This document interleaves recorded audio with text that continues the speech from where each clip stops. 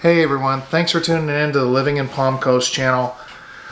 We're going to talk about the 5 best neighborhoods in Palm Coast, and we're going to get to it right now.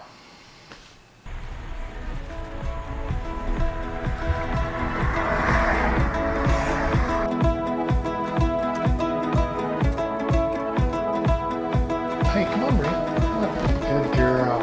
Sit down. Stay down. Stay. So I want to let you know the purpose of this channel is to give you the kind of information that I wish I had when I was looking at moving to Palm Coast. Now, would I have made a different choice whether if I had this information or not? I don't know. I don't think so, but I wish I would have had it when I was exploring.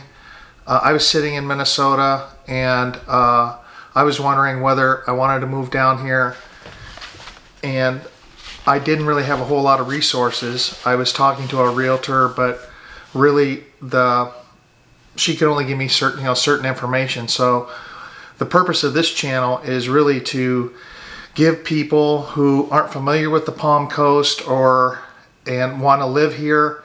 And so the information that we're going to be trying to give you is the kind of information that I wish I had before I moved here.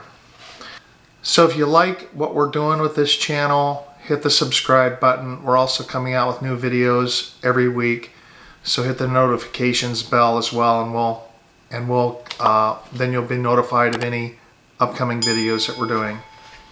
Now let's get right into the first neighborhood of the best neighborhoods. And I say best because all of these neighborhoods have a real different feel to them, so it's going to be what you think is best, I guess. We're going to start off the list with golf course communities.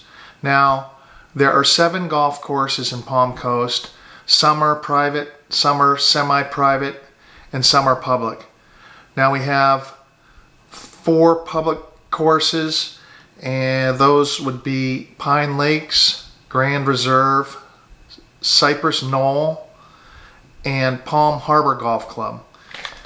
In all those communities, or I wouldn't say they're communities because they're public golf courses, and the houses that surround those public golf courses there's some beautiful homes, and there's also some opportunities to I think pick up properties around those golf courses that maybe need a little work.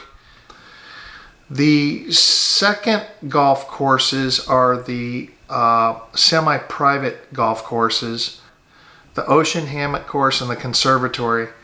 And the Ocean Course is a Jack Nicklaus design, and the Conservatory is a Watson design. Now those are semi-private, so you can get a membership, but they're also open to people coming into from the public and being able to go golf there. It's very expensive, but it's a round of golf that you'll never forget because there are holes on the ocean that are incredible, and actually the Conservatory course is really pretty as well. The third option under golf course communities, of course, is Hammock Dunes, and Hammock Dunes is a private club. There's no public play at all at that club. There's actually, you can purchase equity in the club, in the golf course, and sell that later on if that goes up or down. It just depends on the course that you're on and the community that you're in. The second best neighborhood are the beaches. Now, we have about 19 miles of beach here in Flagler County, and the Flagler Beach is its own city. However, it's kind of a sister city to Palm Coast. So that's really, I would say, is our entertainment district. The resort, which is where all the fun happens, they have the pool and the lazy river, and that's where a lot of the families go to vacation. There are 2 other gated communities in the Hammock, Sea Colony and Matanzas Shores, and those are excellent communities.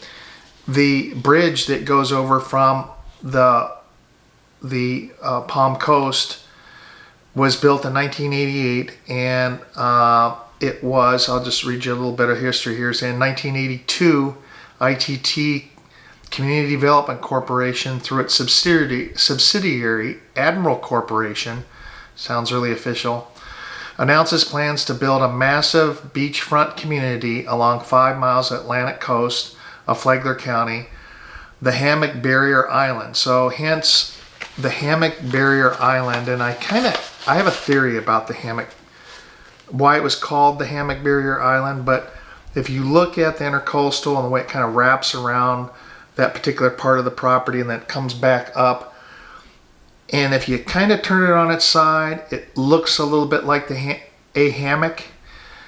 I don't know. That's my theory. I'm just going to go with it. Number 3 is number 3 is the canals. So I love the canals. Now the canals were excavated, I guess, right after they started building here in Palm Coast. They actually took big cranes and emptied out the canals and used all that dirt for fill dirt for all the sections and the other housing that was staying. It's a really cool way of life.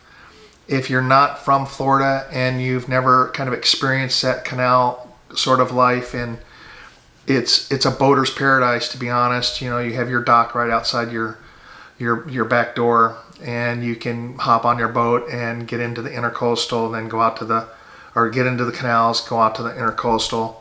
It's really, I love boating. I've had a boat up until about 10 or 12 years ago, almost my whole life. So that would be kind of a cool place for someone who really loves boating to be. And even if you don't love boating, it's a pretty cool view living on the canals as well. So that's number 3 are the canals, right? 3 are the canals, and number 4 is condo living.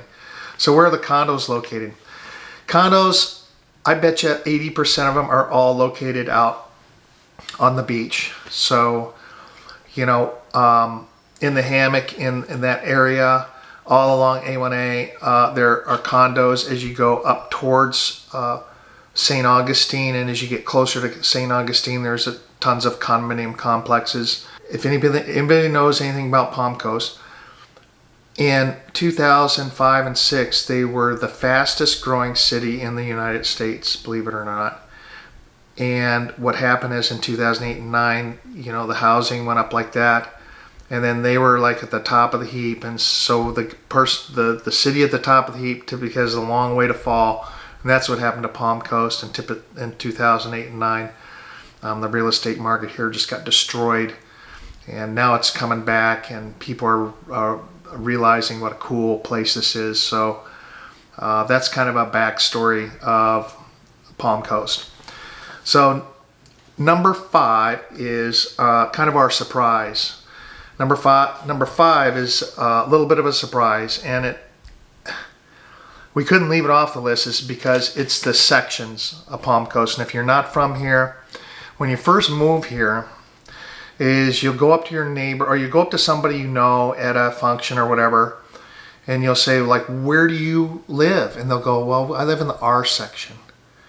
And you're like, I don't understand. What do you mean R section? Well, apparently our founders of the city, because we have kind of meandering streets all around Palm Coast, there's no grid system.